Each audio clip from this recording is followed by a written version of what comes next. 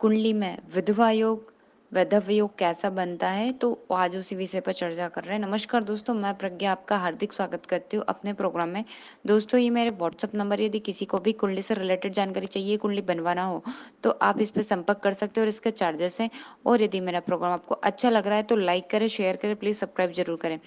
जो जो लग्न होता है, मानो पत्नी का है, उसका मारक भाव सेकंड भाव होता है, और सप्तम भाव होता है जो हमारे पति का, जिसको हम विवाह का बोलते हैं। तो पति का भाव होता है, उसका जो आठवां भाव होता है वो मारक ग्रह भाव होता है। तो गुरु होता है जो पति का कारक होता है, और शुक्र होता है जो विवाह दाम्पत्य के कारक होता है। यदि ये गुरु और शुक्र दोनों पीड़ित हो तो भी बहुत ज्यादा प्रॉब्लम आती है, मतलब बोल सकते हैं कि सुख नहीं रहता है। और यदि हम विधवा योग देखते हैं, जरूरी नहीं है कि पति की मौत ही हो जाए।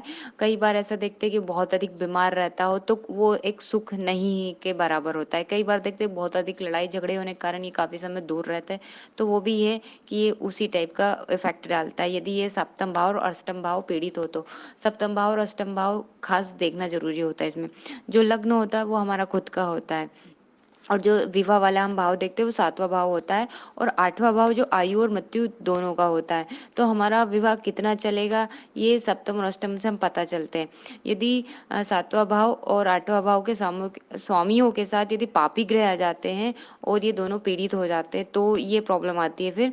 और सप्तम भाव अष्टम भाव का स्वामी 12वें में जाके बैठ जाए और पापी ग्रह की दृष्टि पड़ रही हो, जैसे पापी ग्रह शनि, सूर्य, राहु, मंगल, तो ये 12वें भाव क्या दर्शाता है, व्यय का दर्शाता है।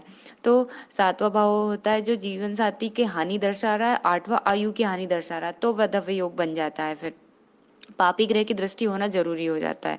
इसके साथ ही सप्तम भाव के स्वामी 6, 8, 12 में चला जाए, और इसके साथ ही पापी ग्रह की दृष्टि हो, तो बहुत अधिक मानते हैं कि बहुत अधिक दुखी जीवन इन लोगों का रहता है और टेंशन वाली लाइफ रहती है।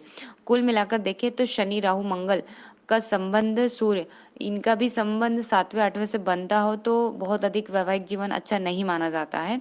और साथ ही यदि वैधव्य योग देखना है तो फिर उसमें सर्वाष्टक जो वर्ग है उसमें 25 से यदि कम नंबर आते हैं तो फिर ये योग बन जाते हैं और कमजोर कुंडली मानी जाती है। और नववांश कुंडली में भी ये योग देखकर उसकी पुष्टि कर लेना चाहिए।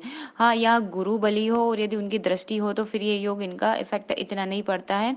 हो सके जैसे लड़की की कुंडली है तो फिर सातवां और आठवां भाव यदि खाली हो तो बहुत अच्छी बात है, क्योंकि सातवां और आठवां भाव ही क्रूर ग्रह हो और पापी ग्रह हो तो ये दर्शाता है कि वैधव्य योग होगा इसमें। धन्यवाद दोस्तों।